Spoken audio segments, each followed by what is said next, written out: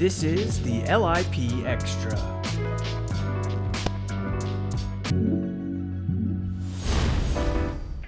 Hey there, I'm Ryan from Positive Athlete, and welcome into another awesome episode of the L.I.P Extra. Today we have an episode devoted to an issue that's extremely prevalent in our current times, racial equality, specifically in the area of youth sports. Our host Scott Peterson was so fortunate to get to spend some time with CJ Stewart, the co-founder of the L.E.A.D organization here in Atlanta. CJ is an unbelievable representative and advocate for Black student athletes, specifically in the sport of baseball, and has some unbelievable perspective on how coaches and ADs can help bridge some of the divide that there is in our world to help their student athletes. We can't wait for you to hear what he has to say.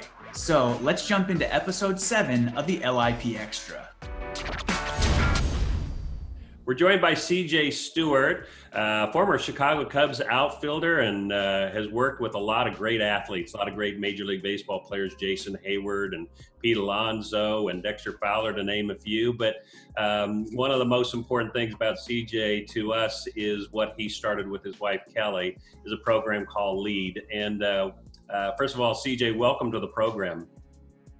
Yeah, thank you so much.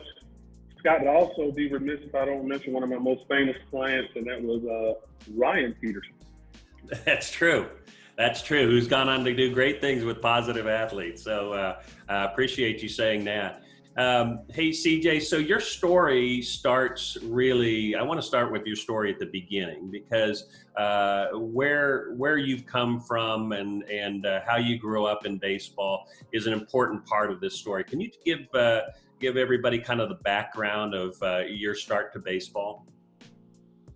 Yeah, I mean, and that is a great place to start, because, you know, I'm proof that it doesn't really matter where you start, it's how you finish. And so God has really positioned me to be able to do some amazing things in life.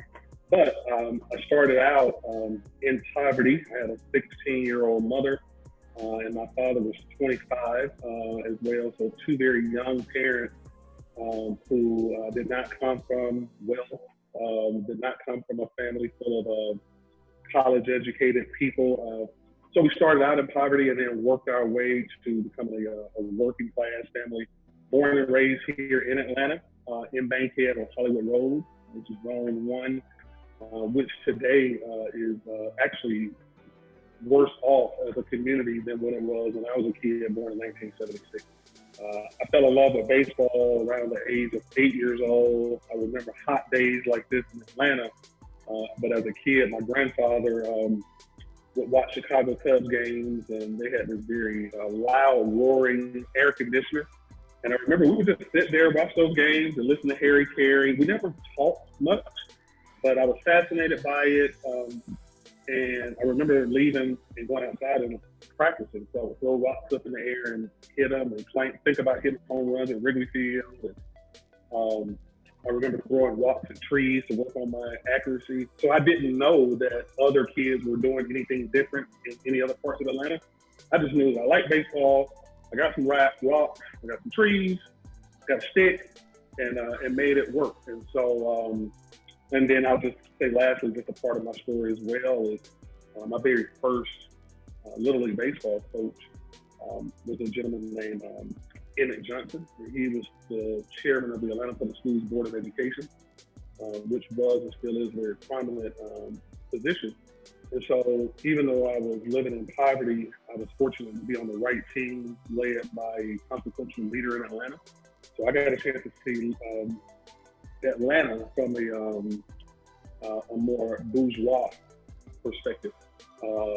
So that was a blessing. So baseball has really allowed me to accomplish a lot of great things.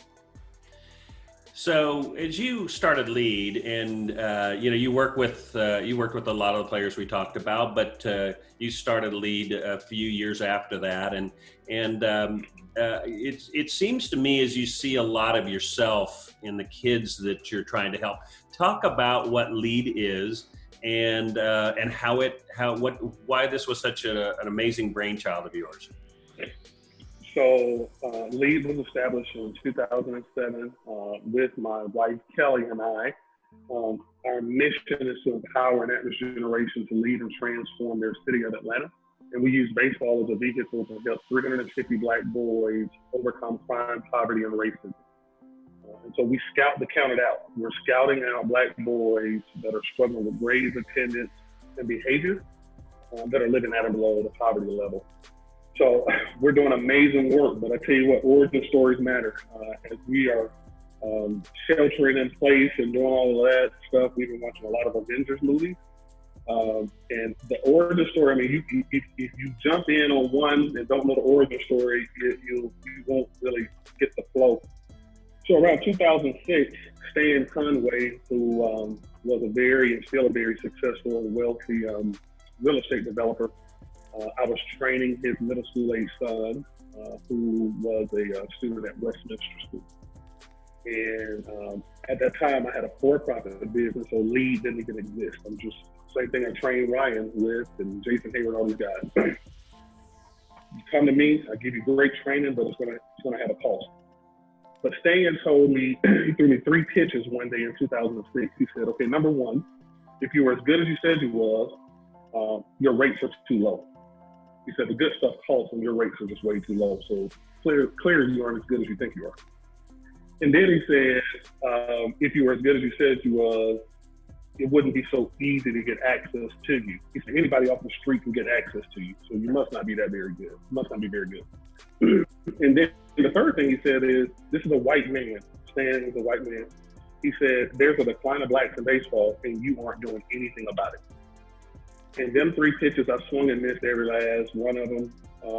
But one of the things that he said was, you know, if you're interested in doing something about it with regards to Blacks in baseball, let me know. Let me know as a white man, and I will support you.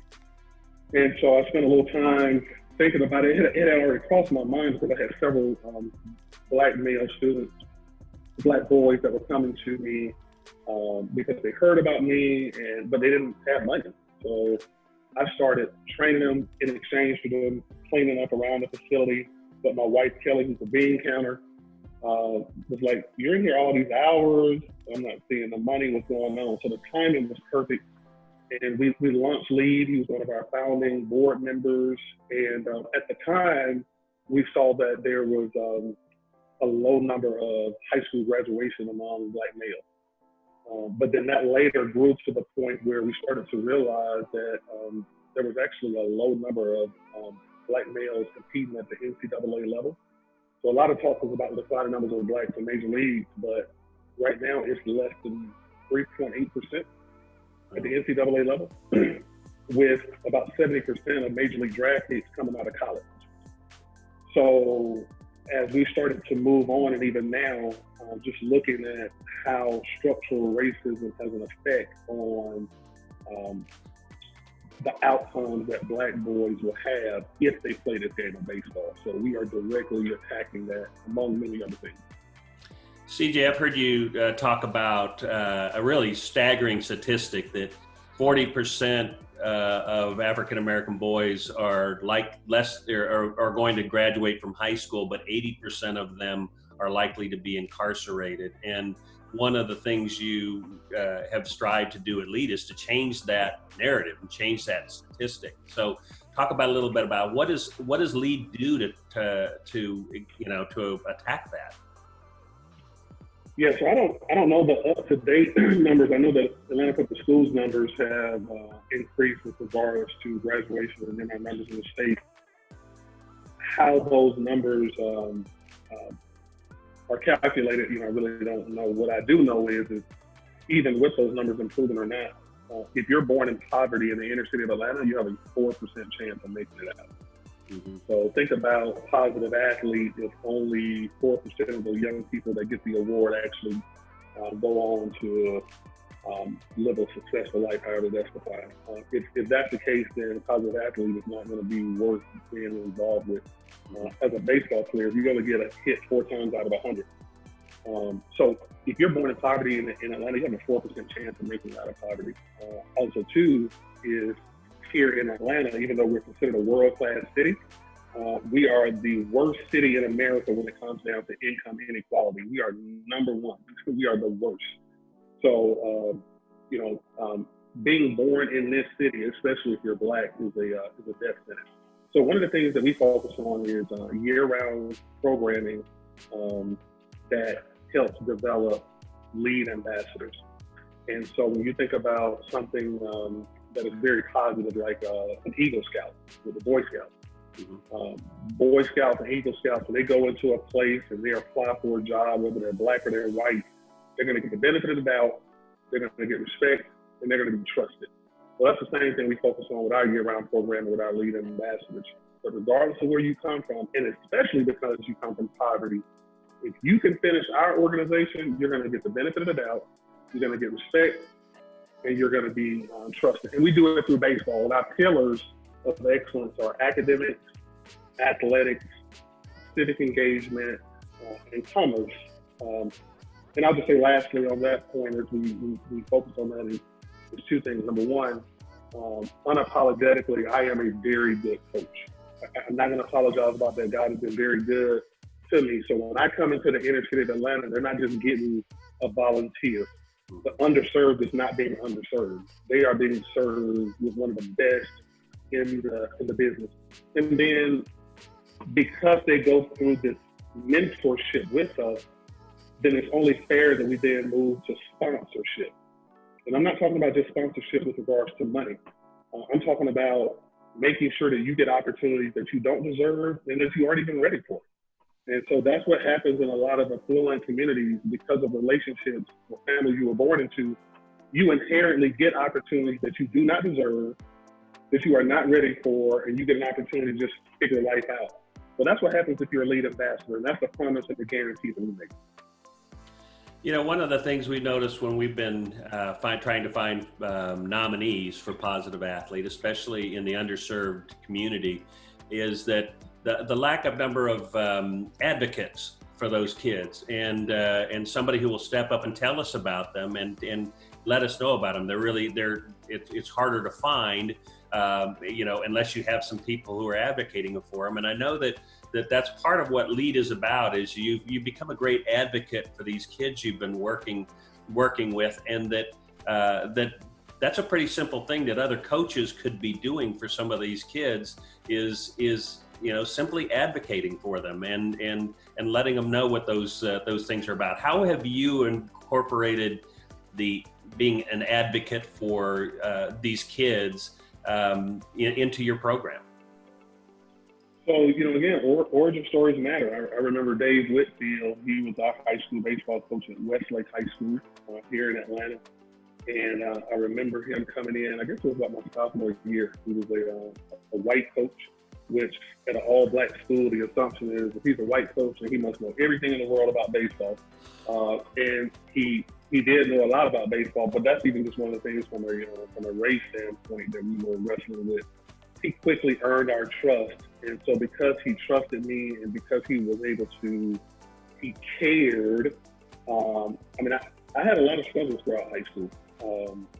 And he got to know me well. And I remember him advocating on my behalf, and he nominated me for it was the East-West All-Star Game, GHSA. So this is 93, 94. So Perfect Game didn't exist. All that stuff. If you made the East-West All-Star Game, that was a big deal. Here I am coming out of Westlake High School, which did not have a strong program at that time. It has now become strong. I was drafted my senior year of high school by the Chicago Cubs, but Dave Whitfield got me on that team, and based on the schedule that we played and the travel team that I played on, I didn't deserve to be on the team, but he made it happen. So because I've experienced that, that's what I do as well. So I think one of the struggles for a lot of coaches is when you start thinking about being empathetic is to suffer with. So in order to advocate for somebody, you have to be able to empathize, but you actually have to suffer with them. Maybe you're in the inner city and it's black athletes that are poor, and maybe you're white and you grew up in rural and you were poor. Well, you should be able to empathize. Maybe you were white and wealthy as a coach, but you had a disability. You can empathize through that. Just whatever you have suffered from, find some kind of way to connect. If you can't do that, you will not advocate, and you will be one of these coaches that's unable to see the best in students.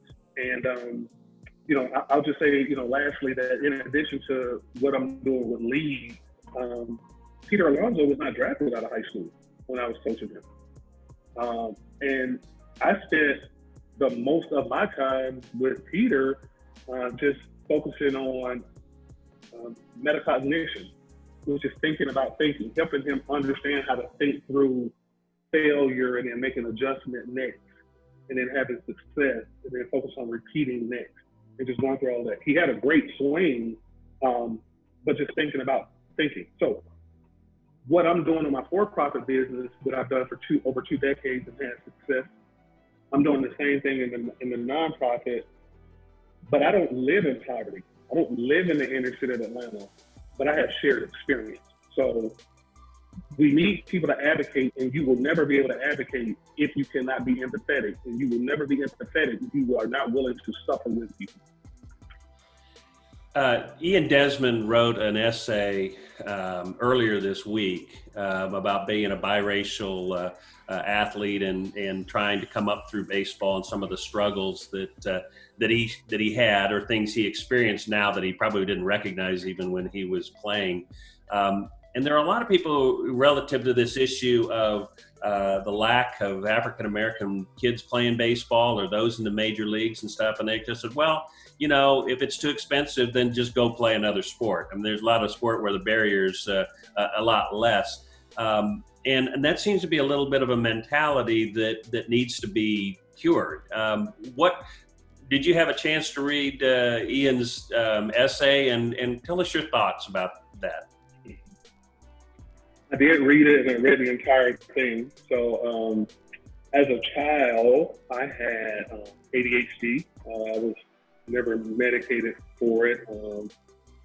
My mom didn't want me to have to deal with the stigma of it. And so I still have things now I have to fight through to pay attention. So I read the entire essay from Ian Desmond because I care. I cared about what he wrote. There are some things I just can't read because I just don't even care. I mean, you only have so much capacity. We all have a care capacity. Everything is important, but you don't have to care about everything. So that's the only reason I read it, because I really cared about what you're talking about.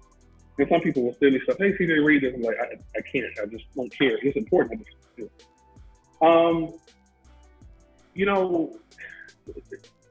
it. The irony is, and the reason him writing that is so important, is just even the whole Black Lives Matter initiative is so important because origin stories matter. When you think about how our country was set up and how Africans, their reason for being here, it was not to come here to have a better life. Mm-hmm. We could do a whole nother Zoom on that, but nonetheless, it's 2020, and this is the 100-year anniversary of the Negro League. And Major League Baseball will start playing games soon. And Major League Baseball is trying to help figure out a way to get more African Americans in the game. Let's just go through a quick list of things that Major League Baseball will have going on this year that they would not have without the Negro Leagues as we celebrate 100 years. Shin guards were invented in the Negro Leagues. The batting helmet was invented in the Negro Leagues. The hit and run was invented in the Negro Leagues. Night games were invented in the Negro League.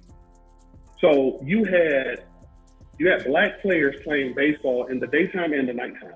So from an economic standpoint, that's more money. And racism is a structure, not an event. And before it's about people, racism is about power. It's about economic power. Okay. So here you have black people playing baseball in the daytime and the night, and oftentimes they have to play in front of an all-white crowd, either in the day or night, and then vice versa. So with all of that money that they were making, and undoubtedly they were better than the white major leagues because they had better equipment and they were able to play more and play longer. Rube Foster, who is the founder of the Negro League, when he established it, he said, "We are the ship, all else is the sea." We are the ship as in the Negro Leagues, and all else is the sea as in the white major leagues. And so we are the ship. We're gonna sail on this sea. So ironically, and I appreciate Ian writing that that essay, we're in 2020 trying to figure out how to get more African Americans into baseball. That's absolutely ridiculous. Without us, you wouldn't even have it. Right. It's all for all intents and purposes, it was better. But Branch Rickey, what he did with Jackie Robinson and bringing him over to the major league was awesome because it brought over Black wealth. And when the Negro League disbanded, at the time, it was one of the largest Black-owned businesses along with the church. And so when the Negro League disbanded, then so also went the Black economy. But let me just say on that. So here's my 5-point plan when it comes down to what I do. Number one, we got to start from the place of me being a protector. I am a protector of Black boys. I can do it with white boys as well, did it with your sons. I mean, to the point of them having dreams and wanting to do it. I have credibility. I've done a lot. I could stop coaching right now today and I've probably done more than a lot of coaches. That may come off as bragging. I'm just trying to make a point, lock in on the fact that I'm a protector. As a protector, now I'm going to give Black boys an opportunity to participate. And that's what a lot of our efforts across this country are focused on because it's the easiest thing to do. It's the first thing we do because it's the easiest thing in addition to it being first, but there's a second. So participation is just about, hey, let's get out here, let's have some fun. At that point, we're developing character. We're teaching you how to put on a belt. And you got a lot of coaches that don't have time to do that stuff. And so they just don't do anything at all. But anyway, I'm a protector. And then we teach Black boys how to participate. Then we teach Black boys how to practice. So once you learn how to participate and once you learn how to show up, now it's going to start to get hard because in order to develop habits, it's going to take thousands of reps. You got to be committed. You got to be disciplined, which is why you got to have my journal if you want to have access to me. Mm-hmm. I'm a protector. We teach them how to practice. We teach them how to participate. Then we teach them how to practice. Then we teach them how to play. You will never learn how to play baseball from us if you don't know how to participate, if you don't know how to show up. You will never learn how to play if you don't know how to practice. So then we start teaching them how to play the game. And we have several coaches who never played Major League Baseball, some who've never played minor league baseball, some who only played high school baseball that are L.E.A.D ambassador alums that come back and they teach these young men how to play. And then from that point, once you learn how to play, then you learn how to perform. So when you talk about AJ and Ryan and me working for the San Antonio Wildcats and struggling to do the journals, see, you cannot develop skills if you don't know how to overcome struggle. Mm-hmm. Skills come from practicing under pressure. Skills come from overcoming stress. So if you don't feel any stress and if you don't overcome it, you will never develop skills. So when it comes down to performance, so every time I'm around with my network and what I've accomplished, it's always performance level because I'm one of the best in the business. So you get that every day as a black player from me as a Black coach. So we have several ambassadors that have gone on to college and have gone on to play. We also have one of our ambassador alums in San Francisco with national security clearance working for a software company. We also have an ambassador who graduated from Texas A&M this year. I think they're called Gig'em, like go Gig'em. But for 3 years, he was an off-campus senator at Texas A&M, and he passed the bill to erect a statue of the first African-American graduate from Texas A&M. So what's got to happen, and it's my 5-point blueprint, is the coach has got to be a protector. If you are not a protector, nothing else you do matters. Again, /advocate. We ain't got time for you to be apologizing for what you can do. If you ain't no good, then you ain't no good. If you are good, start with that. You need to be a presence to these boys. Your presence needs to be a presence. Allow them to participate, but just understand that what you're doing is step number one. Don't be glorified for that. Participation is, then teach them how to practice. It's hard. Mm-hmm. Then teach them how to play. And then freaking give them the opportunity to perform and make sure that if they're in front of other white coaches, especially if you are a white coach, advocate for them. Make sure that that kid earns the right to get a yes or no based on his ability and not his skin color. If you can't do that, then you're implicitly damning the futures of all these kids. Right. I'll come up from there. I'll come up. Well, CJ, it's so important, and again, we have lots of coaches around the country listening to this, and I know I don't know exactly what percentage of them would have this same idea of saying, we need to get behind helping the issue, and your 5-point plan is very simple, but people have to try to take it on and use this as a way, a formula, because they know they have African American kids in their community, and they know those kids, they have them in their schools, and say invite them. And do you feel like African American kids feel invited or welcome to play the sport of baseball, or do you feel like they kind of like, well, you're just not going to play? How do you change that narrative? So I can't speak for all of them, but based on my over 20 years of experience, a large number of them don't. In fact, let me do a little math here. I should be able to do this. I got my phone, my calculator. So in 2018, it was roughly around 490,000 high school baseball players in America, of varying races, skill level, boys, baseball, high school, 9th, 12th grade, 490,000. Let's say that, let's say that only 1% of those were Black, which is stupid. But out of 490,000, Black kids are playing baseball. I mean, we have an abundance right here in Atlanta. But let's just say only 1%. So that's 4,900 kids. And then let's say that only, let's go that 10% of that 4,900 were good enough that had the character and the work ethic to actually play in college. That's 490. So there should be 490 kids playing Division I baseball in America. I know you got a whole bunch of different divisions, but those numbers, you should have 490. It's less than 390 African Americans playing baseball at the NCAA Division I level. So hell no. I mean, I don't feel welcome and it starts with the fact that I don't feel protected. So whether you're Black, whether you're white, whatever you are, the first thing you need to be starting with is, will you protect these young men? And so the onus is on the coach. And if you do that and you start the conversation with the effort that you're going to put in, I promise you that I'm going to protect you every step of the way, like Dave Whitfield did for me. Mm-hmm. I mean, all I had to literally do was show up. I'm now finding out the hard work that coaches had to put in for me, not only in high school, but also in college. And I had several other coaches, Derek Stafford, who I played for travel ball with as a kid, former NBA referee. I had Emmett Johnson. I also had T.J. Wilson, who's an African-American man. But all these men behind closed doors and not in my presence, they had to advocate for me as a Black kid who was living in the inner city of Atlanta. So what they did was, from afar, I do it up close.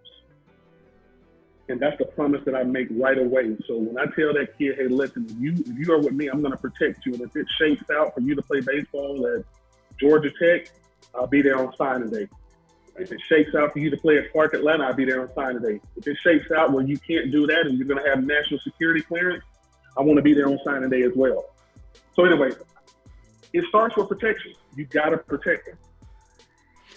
CJ, if people want to follow you, if they want to come to your website and learn more about what you're doing, see what you're doing, I'm sure people are going to be inspired by this conversation. Where would you direct them to go? So my personal website is iamcjstewart.com. On Instagram, I am CJ Stewart, and Twitter, I am CJ Stewart. And I'm on Facebook as well. If you look me up, CJ Stewart. And our nonprofit organization, L.E.A.D, stands for Launch, Expose, Advise, Direct. It's L.E.A.D, the number 2, legacy.org. And then I have a for-profit business, diamonddirectors.com. And so with Diamond Directors, we use the blueprint of success for diamond sport athletes. So anybody that plays a diamond sport, we focus on developing a blueprint for them, regardless of your race, regardless of your gender, regardless of your money. But Stan Conway convicted me many years ago, and I remember he told me that Bentleys never go on sale. And so, having access to me is, I'm not the least expensive coach around, but I make promises and guarantees. But Scott, I just appreciate you. I mean, Positive Athlete is an amazing platform for students. One of our ambassadors, Bryce Johnson, this year was a Positive Athlete out of Maynard Jackson High School. I know in the past we had Octavius Nolan as well. And so I know you, and I know that you all are very intentional when it comes down to giving Black boys exposure that are in the inner city. I have a daughter that graduated from Westminster last year. She's now playing tennis at Southern. And I got another daughter that's at Lovett School. So I've seen you navigate and give the same exposure for public school kids as well as private schools. You do it well. And just thank you for allowing me to be a voice on behalf of Black boys that are living at and below the poverty level here in the inner city of Atlanta. Well, you're very welcome, and from our standpoint, my kids. One thing I would say to everybody listening is that my kids learned a lot about baseball by working with CJ, but they learned a lot more about life. And he challenged them.